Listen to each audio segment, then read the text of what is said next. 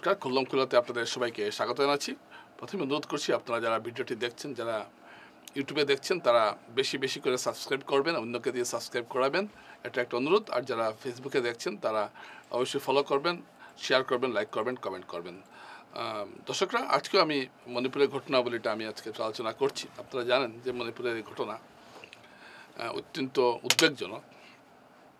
গত কয়েক বছরে বা স্বাধীনতার পর এই প্রথম কোনো একটা ঘটনা, উত্তর পূর্বের কোনো একটা ঘটনা আমাদেরকে এতটা প্রভাবিত করছে। এর আগেও অনেক ঘটনা ঘটেছে নাগাল্যান্ডের, মণিপুরের, কিন্তু বরাক উপত্যকাকে তেমনভাবে প্রভাবিত করতে পারেনি। অনেক হিংসাত্মক ঘটনা ঘটেছে, কিন্তু এবার দেখছি বরাক উপত্যকা সাংঘাতিকভাবে প্রভাবিত হচ্ছে বা আগামীতে আরও বেশি হওয়ার সম্ভাবনা রয়েছে। গতকাল আমি এই বিষয়ে একটু আপনাদের কাছে আলোকপাত করেছিলাম এবং আমি আপনাদেরকে অনুরোধ করেছিলাম যে আপনারা বিষয়টি সবার কাছে অবগত করবেন, কারণ আপনারা গতকালকার যে ঘটনাগুলো মেডিকেল কলেজে ঘটেছে এতেই বুঝতে পারবেন যে কতটুকু বিপজ্জনক হতে যাচ্ছে আর কী বিপদ ঘটতে পারবে তার একটা আগাম সম্ভাবনা আমি একটু উঠছি। আজকে আমি লক্ষ্মীপুর এলাকায় গেছি, ফুলেরতল এইসব এলাকায়। সেখানকার সাধারণ মানুষ যারা বাঙালি আছেন, হিন্দিভাষী আছেন, তারা অত্যন্ত উদ্বিগ্ন যে কখন কি ঘটে। এর কারণ যে ফুলেরতল, সেখানে মার এবং একটা পাশে মৈত্রী সম্প্রদায়ের লোক আছেন। যদি একটা কিছু ঘটে তাহলে তার প্রভাব কিন্তু এখানে সরাসরি পড়ে যাবে। এবং এখানে যে বিভিন্ন উগ্রপন্থী গ্রুপগুলো রয়েছে, এরা ঘাঁটি গেড়ে আছে এবং এদের হাতে অত্যাধুনিক অস্ত্র রয়েছে।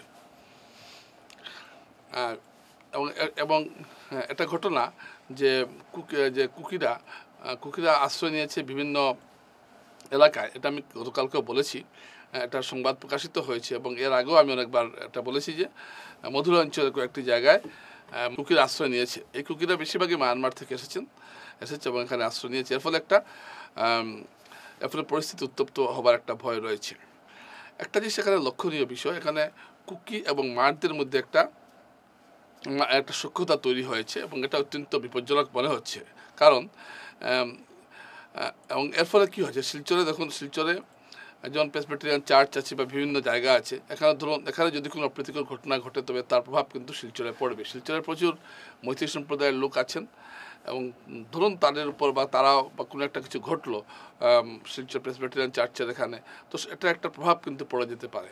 তো আমার একটা অনুরোধ থাকবে প্রশাসনের কাছে, এই জায়গাটা অন্তর্পক্ষে সিকিউরিটি দিয়ে রাখা হোক।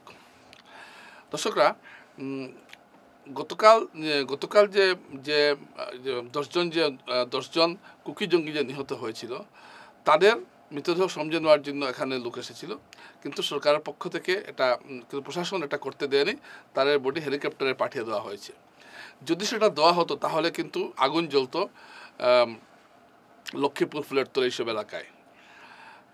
এখানে প্রায় পাশাপাশি মৈত্রী এবং মার সম্প্রদায়ের মধ্যে মিশে রয়েছেন কুকি সম্প্রদায়। সুতরাং একটা অপ্রীতিকর ঘটনা কিন্তু এখানে ঘটে যেতে পারতো এবং এটা নিয়ে অত্যন্ত উদ্বেগ রয়েছে। আজকে আমি দেখলাম যে বিশেষ করে লক্ষ্মীপুর, ফুলেরতল এলাকায় তারা এই এলাকার নাগরিকরা এখন প্রশাসনের কাছে একটা স্মারকপত্র তারা দেবার কথা ঠিক করছেন, যাতে এলাকায় আধা সামরিক বাহিনীর পিকেট বসানো হয়। এতটুকুই স্পর্শকাতর হতে যাচ্ছে। তো এই বিষয়গুলো অত্যন্ত গুরুত্বপূর্ণ এবং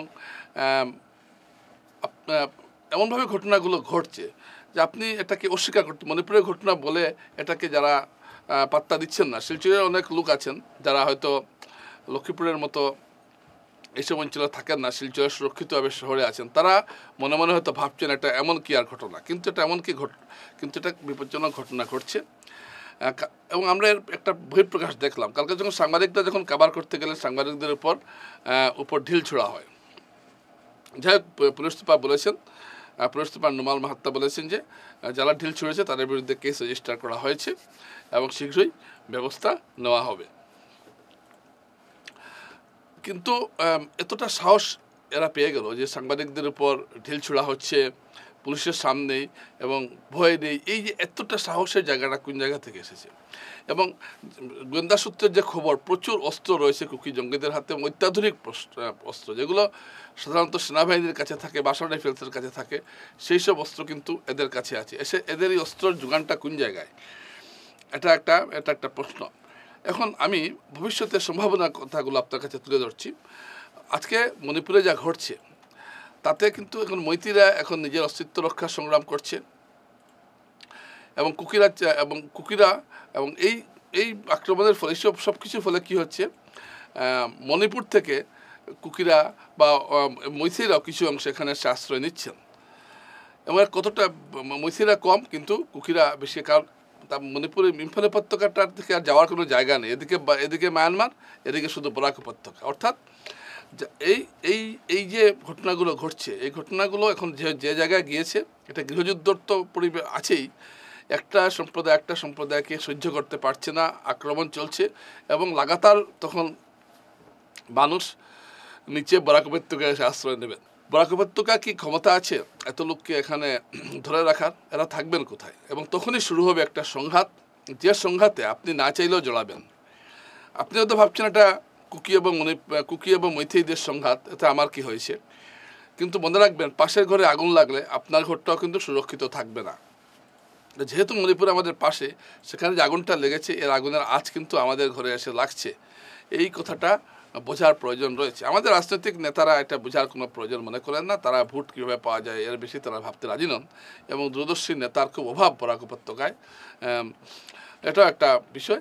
কিন্তু এই বিষয়টা যে বরাক উপত্যকার জন্য অত্যন্ত গুরুত্বপূর্ণ, এটা কিন্তু আমি গতকালকেও বলেছি এবং আজকেও বলছি, এবং আজকে আমি খুললাম খোলাতে এই কথাটা আবার এনেছি এই জন্য যে আজকে আমি দেখলাম সেখানে গিয়ে যে মানুষের যে একটা উৎকণ্ঠা সেখানকার ফুলেরতোল লক্ষ্মীপুর এলাকার মানুষের, কখন কি হয় একটা, যেমন তারা অনেক সময় বলছেন যে যেমন অটো চলছে বা টুকটুকি চলছে ফুলেরতোল লক্ষ্মীপুর পয়লাপুর এলাকায়, এখন একটা ছোটোখাটো ভাড়া নিয়ে যদি ধরুন একটা মণিপুরি প্যাসেঞ্জারের সঙ্গে যদি একটা মার কমিউনিটির একটা টুকটুকি চালকের যদি একটা সংঘাত, ছোটোখাটো বিষয়, সেটা একটা বড় আকার ধারণ করতে পারে। গতকাল এএনআইকে দু এক সাক্ষাৎকারে কাছাড় পুলিশ সুপার নোমাল মাহান্তা বলেছেন যে দুই রাজ্যের বিষয়, কিন্তু আমরা এখানে কোনো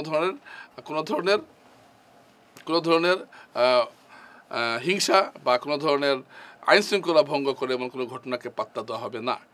এটা তিনি ঠিক বলেছেন, কিন্তু দেখুন কোন সময় কি ঘটে সেটা বলার অপেক্ষা রাখে না।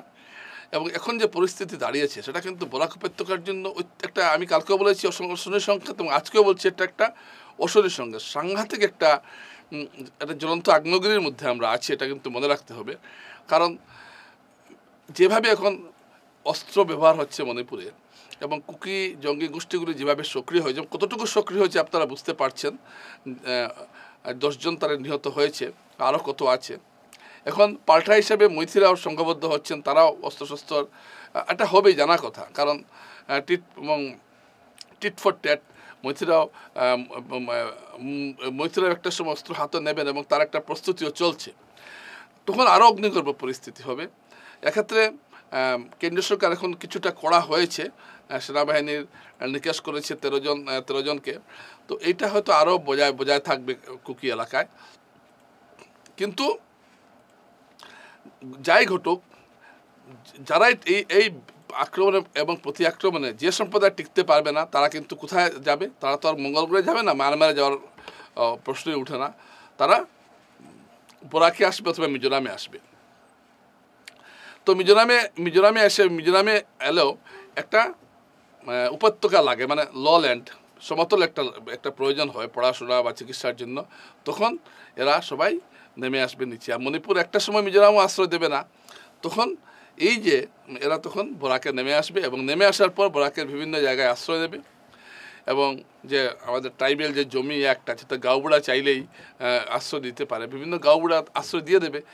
তখন কি হবে? তখন আমাদের এখানে জনবিন্যাসের একটা ভারসাম্য সেটা পাল্টে যাবে এবং তখন উগ্রবাদ মাথাছাড়া দেবে। এবং আপনি না চাইলেও, যে একটু আগে বললাম যে আপনি না চাইলেও অযথা অশান্তিতে ছড়াবেন। আজকে ধরুন শিলচরে একটা ঘটনা ঘটলো, তখন কি হবে? শিলচরে তখন রাস্তায় কারফিউ হবে বা কিছু একটা হবে, এই ধরনের সম্ভাবনা যখন দেখা দেবে, তখন আপনি শান্তিতে বসবাস করতে পারবেন না। আমরা যে শান্তিতে বসবাস করছি বরাক উপত্যকার বিভিন্ন সম্প্রদায়ের মানুষ, সেটা তখন বিঘ্নিত হবে। তাই এই মুহূর্তে একটা কাজই করা উচিত, যে কোনোভাবে মণিপুরে যে গৃহযুদ্ধ চলছে সেটাকে বন্ধ করা উচিত যে কোনোভাবে। এবং সবার দাবি তুলতে হবে কেন্দ্রীয় সরকারের কাছে আমাদের বরাক উপত্যকা থেকেও যে দাবি তুলতে হবে যে এই যুদ্ধটা যে কোনোভাবে, এই গৃহযুদ্ধটা যে কোনোভাবে বন্ধ হোক এবং এর জন্য যা কঠোর পদক্ষেপ নেওয়া সরকার নিক, এই দাবিটা কিন্তু আমাদের এখান থেকে উঠাটা খুব প্রয়োজন বরাক উপত্যকা থেকে। কারণ আমি এতক্ষণ কারণ আপনাদের বুঝিয়ে বললাম, এবং এটা কেন, এটা শুধু মৈথিল, এতদিন মৈথিল লোকরা, বরাকের মৈথিল লোকরা বলছিলেন যে মণিপুরে শান্তি ফিরে, শান্তি ফিরে, আমরা বলছিলাম কিন্তু তত জোর কণ্ঠে নয়।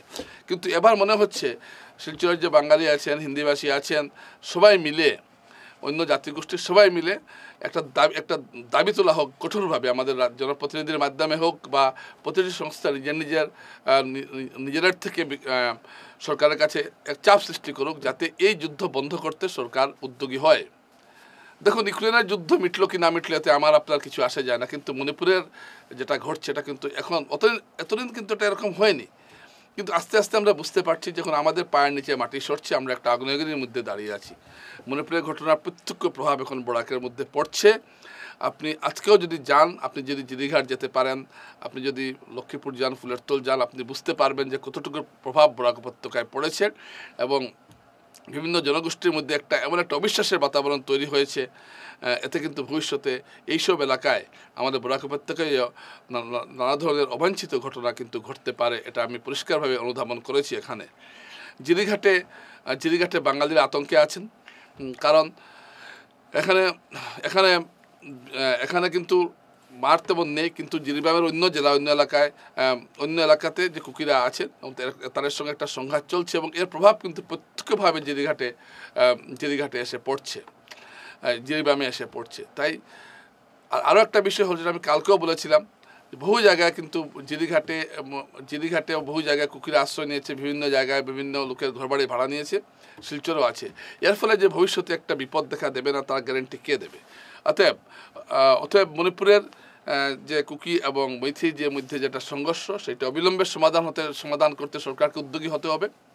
আমি জানি কাজটা খুব কঠিন, কারণ এমন একটা তিক্ত পর্যায়ে দুই সম্প্রদায়ের সম্পর্কটা পৌঁছেছে যে একজন আরেকজনকে বিশ্বাস করতে পারছে না। আজকে এই যে 6 জন মৈথি মহিলার লাশটা পাওয়া গেছে, আজকে আরও 3 জনের লাশ পাওয়া গেছে, এতে কিন্তু মণিপুরের পরিস্থিতি আরও উত্তপ্ত হয়ে উঠেছে। একটু আগে যেটা খবর, আরও 6 জন বিধায়কের বাড়িতে, এমনকি মুখ্যমন্ত্রী বীরেন সিংয়ের বাড়িকে টার্গেট করে জনতা আক্রমণ করতে চাইছে। অর্থাৎ তীব্র ক্ষোভ বীরেন সিংয়ের উপর এবং বীরেন সিং এই পরিস্থিতি নিয়ন্ত্রণে আনতে ব্যর্থ হয়েছেন, এটাই মনে করছেন মৈথিরা। তবে এটাকে কেন্দ্রীয় সরকার এতদিনে কেন আনতে পারছে না নিয়ন্ত্রণে? এত সেনা, প্রায় 2 লক্ষ সেনা রাখা হয়েছে মণিপুরে, 2 লক্ষ সেনাও নিয়ন্ত্রণ করতে পারছে না, কারণটা কি? এটা একটা বড় প্রশ্ন।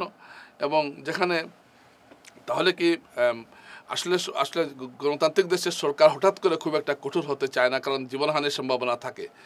তাই হয়তো সরকার কিছুটা সময় নিচ্ছে, বিভিন্নভাবে হয়তো চাইছে পরিস্থিতি নিয়ন্ত্রণে আনতে। কিন্তু এভাবে যদি কঠোর না হওয়া যায় তাহলে কিন্তু মণিপুর তো জ্বলবেই, সঙ্গে কিন্তু বরাক উপত্যকা জ্বলবে, এটা গ্যারান্টেড। কারণ আপনি চাইবেন নাকি যে আপনার এখানে লক্ষ্মীপুরে গোলাগুলি হোক, মায়ানমারে ফুলেরতোলে গোলাগুলি হোক, শিলচরে গোলাগুলি হোক, এখানে বম্বিং হোক? এটা আপনি নিশ্চয় চান না, কোনো উগ্রপন্থী এখানে পুলিশ প্রশাসন কেউই চায় না।